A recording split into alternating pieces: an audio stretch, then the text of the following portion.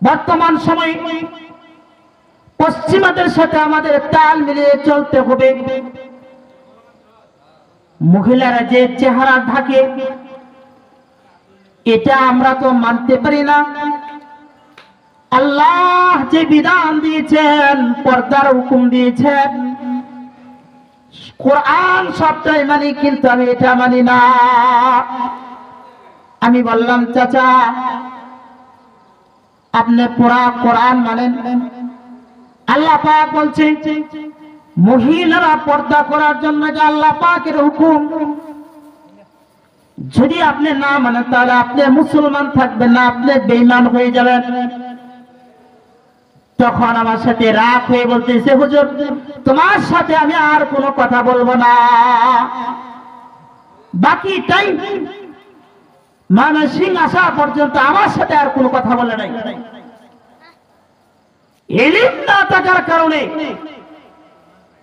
ইলম নামক দৌলত না থাকার কারণে পর্দা নামক বিধানকে অস্বীকার করছে যে এই জামানায় চলে না। উঁচু শিক্ষিত আমাদের ঘরের সন্তানেরা উঁচু শিক্ষিত হয়ে নাস্তিক হয়, মুরতাদ হয়, ইলম নামক দৌলত না থাকার কারণে, ইলম না থাকার কারণে। ঈমান আপনার আমার সবচেয়ে দামি এক বড় জিনিস। আল্লাহর কোরআনের একটা অক্ষর যদি কোনো ব্যক্তি অস্বীকার করে, তার ঈমান থাকে না, সে যত বড় শিক্ষিত হোক না কেন। আমাদের ওই পশ্চিমাদের শিক্ষা, পশ্চিমাদের নীতি সব কিন্তু খারাপ না, সমস্ত শিক্ষাই কিন্তু খারাপ না। কিছু কিছু শিক্ষা যেটা মুসলমানদের মেধার মধ্যে ঢুকিয়ে দিছে, এই যুগে নারীদেরকে ঘরে রাখলে হয় না, এই যুগে যুগের সাথে তাল মিলায়া চলতে হবে।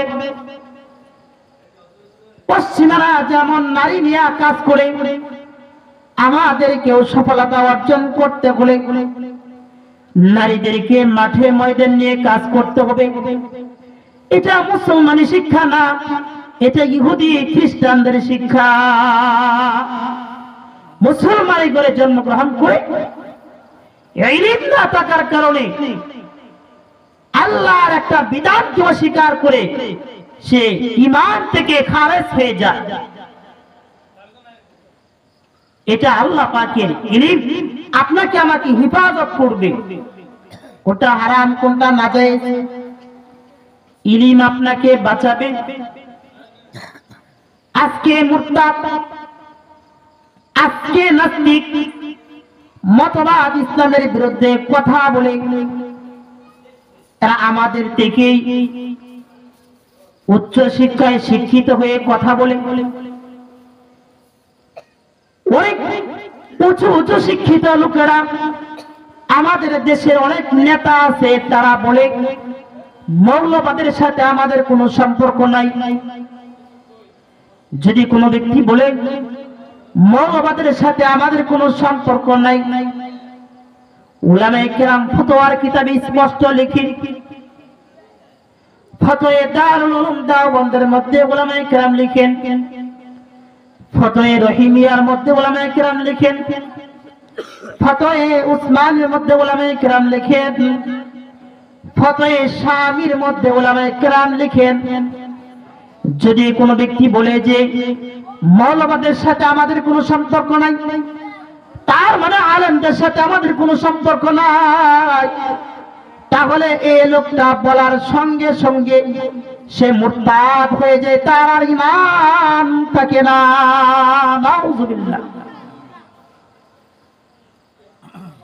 সে কোরআনটাকে ইসলামটাকে বলতেছে মৌলবাদ, আবার বলে জঙ্গিবাদ।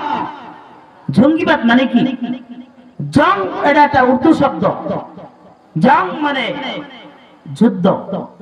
যারা যুদ্ধ করে তাদেরকে বলা হয় যুদ্ধ কর্ণওয়ালা বা জঙ্গিবাদ, যারা যুদ্ধ করে। এই পশ্চিমাদের শিক্ষায় শিক্ষিত হয়ে একদল যারা বলে যে জঙ্গিবাদের সাথে মানে চলবে না।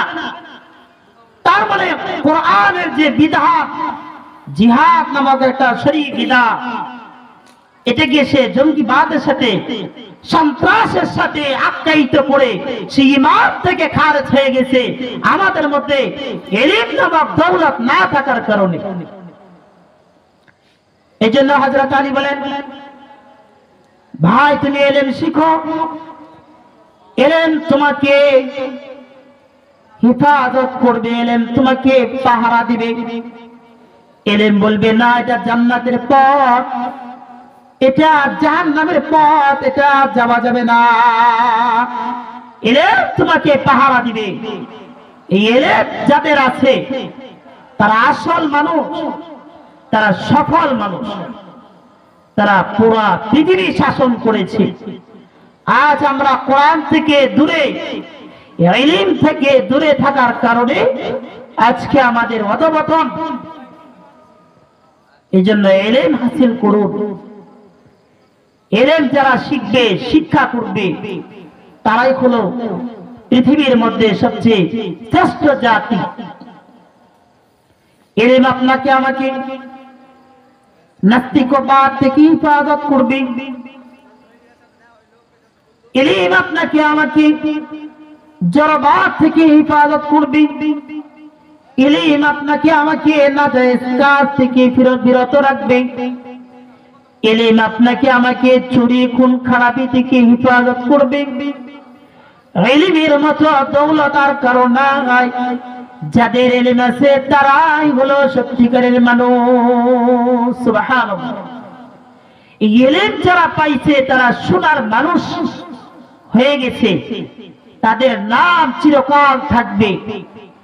আর যারা ইলমের সাথে শত্রুতা, ইলমকে মিটিয়ে দেওয়ার জন্য ষড়যন্ত্র চক্রান্ত করে তারা ধূলিসাৎ হয়ে যায়। এই জন্য ইলম, ভাই আপনার আমার ইলম আপনাকে আমাকে হিফাজত করবে। যদি কোনো ব্যক্তি বলে উলামায়ে কেরাম রাজনীতি করে কেন, রাজনীতি করা যাবে না, কোরআন ও হাদিসের মধ্যে কোনো রাজনীতি নাই। উলামায়ে কেরাম শুধু মসজিদ আর মাদ্রাসায় নিয়ে থাকবে,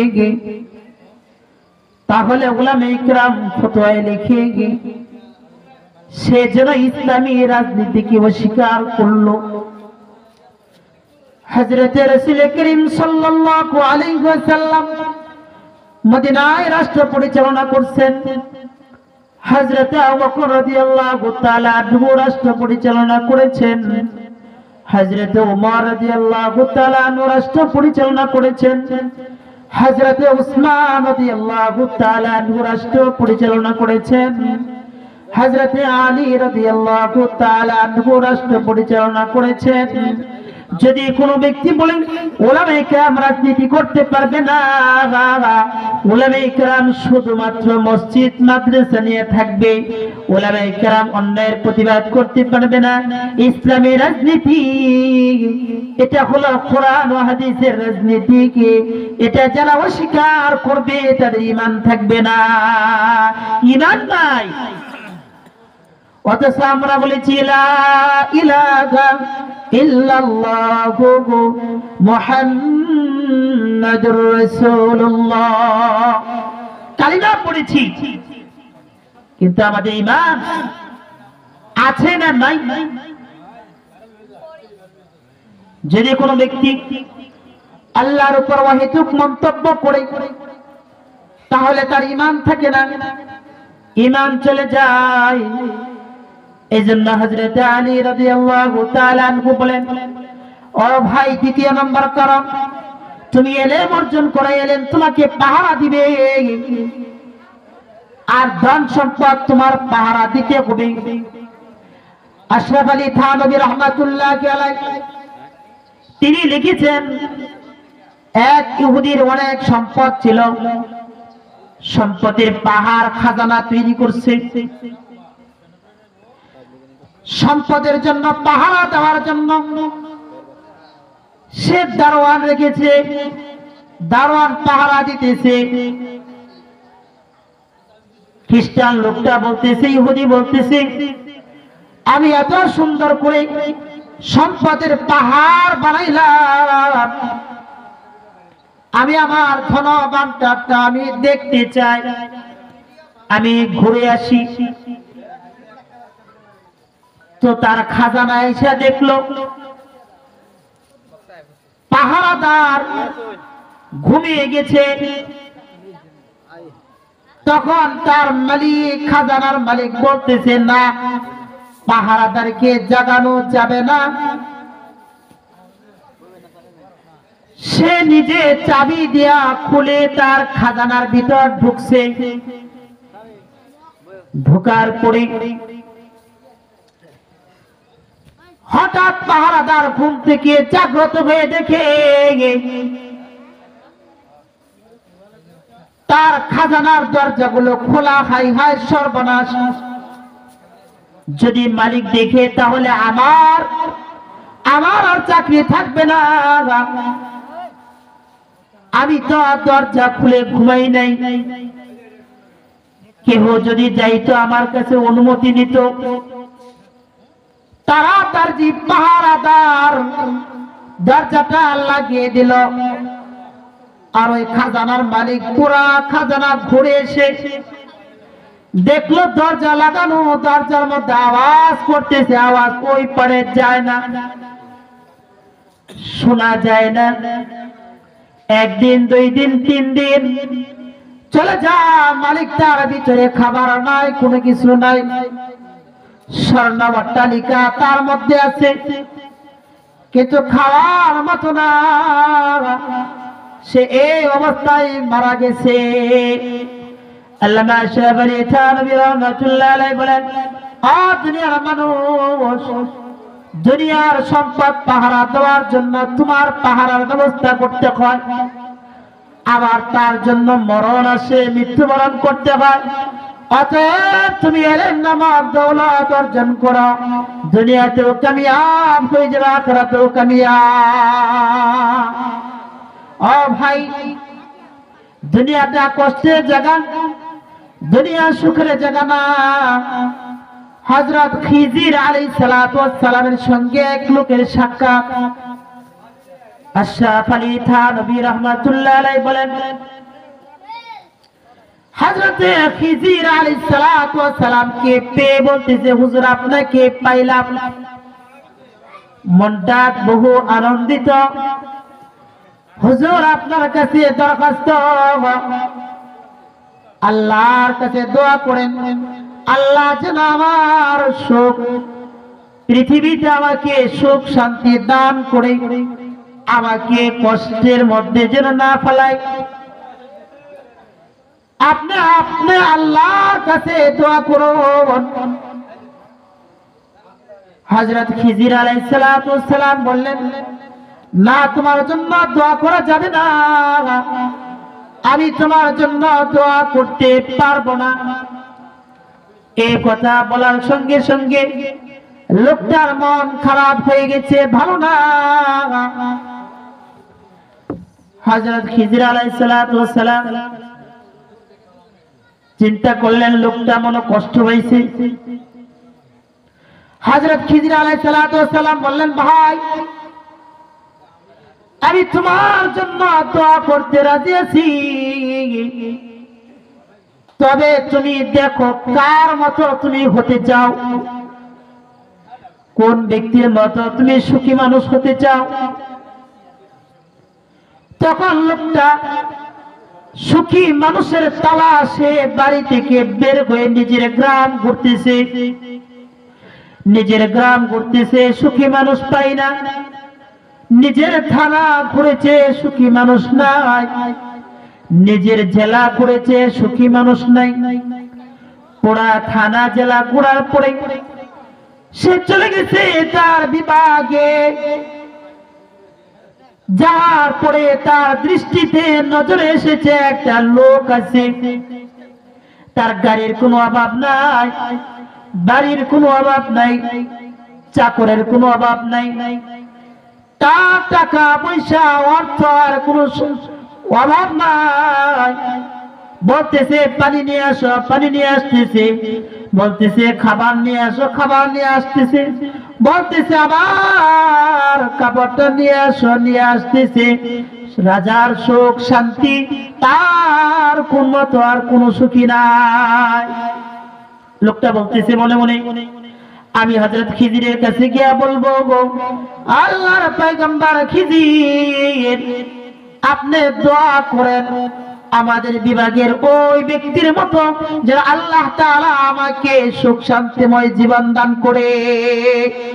এই মনস্থ দিলে দিলে করলো, করার পর যখন ফিরে আসবে আমার দিলের মধ্যে খেয়াল আসলো, আমি তো লোকটার জাহিরি অবস্থা দেখলাম, লোকটার প্রকাশ্য অবস্থা দেখলাম, কিন্তু তার দিলের তামান্না, দিলের চাহিদা তো আমি দেখলাম না, দিলের খবর তো আমি জানলাম না। কাছে গিয়া বলে, আসসালামু আলাইকুম ভাই, তুমি কোত্থেকে এসেছো? চাচা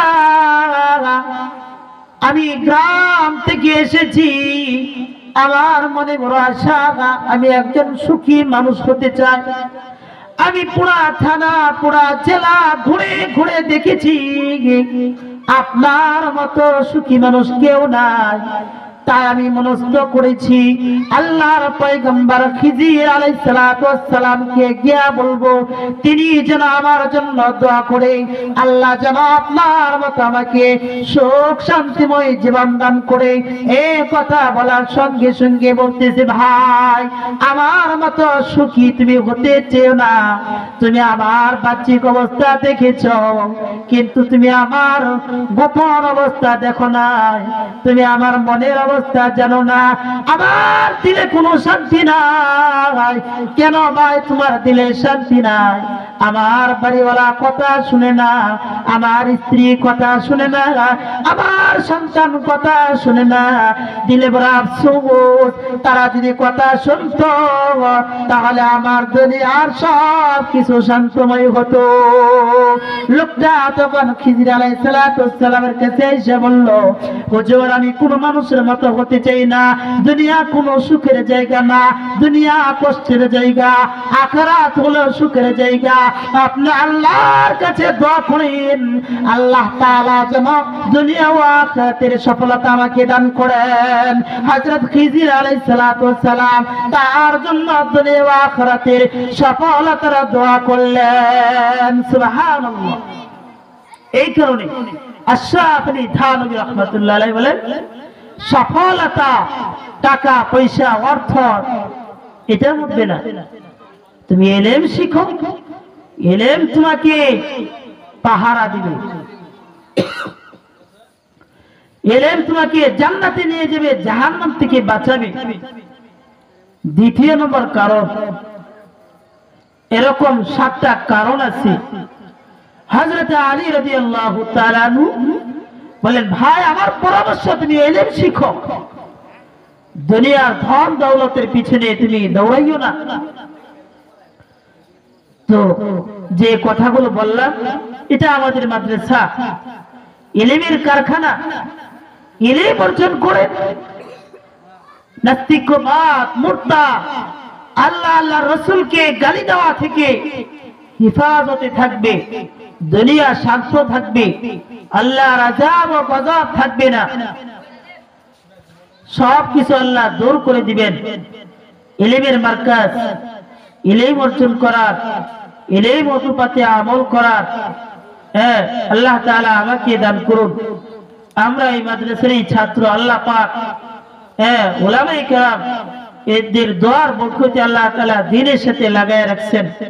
সকলেই দোয়া প্রার্থী, আমার জন্য সবাই দোয়া করবেন, আমার আব্বা আম্মার জন্য সবাই দোয়া করবেন। আল্লাহ তাআলা যেন দ্বীনের এই খিদমতের সাথে লেগে থাকার তৌফিক দান করেন। আল্লাহ তাআলা আমাদের সবাইকে আমল করার তৌফিক দান করুন। ওয়া আখিরু দাওয়ানা আলহামদুলিল্লাহি রাব্বিল আলামিন।